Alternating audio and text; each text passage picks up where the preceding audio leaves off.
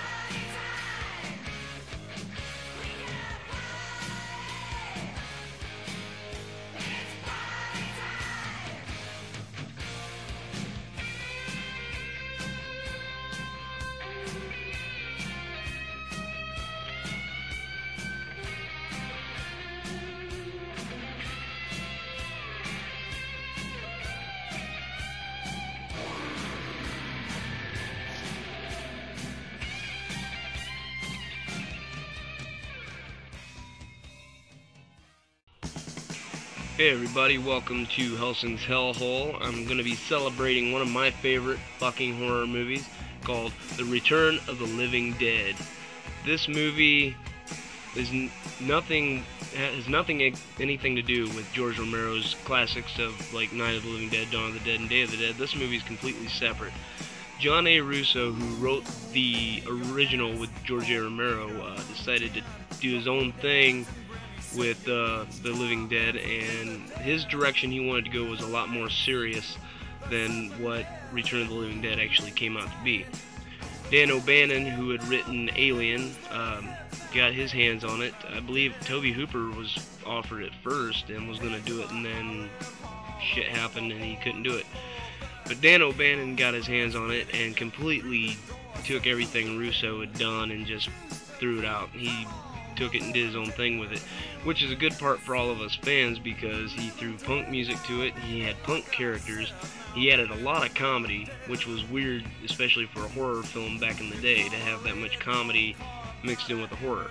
And I think that was what makes this movie work, too, is the comedy and the horror. You've got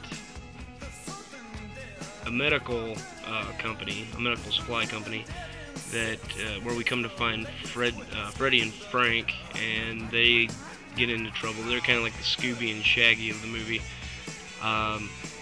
They come upon the canisters that hold a special ingredient that the army was messing with to kill Agent Orange, and instead it began making dead bodies come back to life. And of course, Frank, teasing the new guy at the company, takes him down to show him, and inadvertently lets the dead out. From there, you pretty much get a movie full of non-stop laughs with, you know, the Rockhounds. That's what I've heard. James Karen call them. They're actually, you know, the punks in the movie. They get, you know, good and trashed at a party in a graveyard and are out there, and the chemical gets out and turns into acid rain, comes down, reanimates all the living dead, and they're stuck out in it trying to escape. And so we have, you know, Frank, Freddy, and the punks, and we also have Bert, who was just awesomely played by Luke Gallagher. who is just like one of my favorite character actors in horror movies. I mean, the stuff that he's done in general, let alone horror. I mean, he's always got the best lines. I love the shit he says in every one of his movies. He's always got some really snappy ass kind of saying that he has, and for him it works.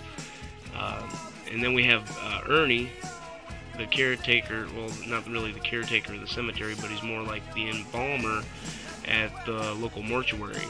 And he is just the funniest guy in general, you know.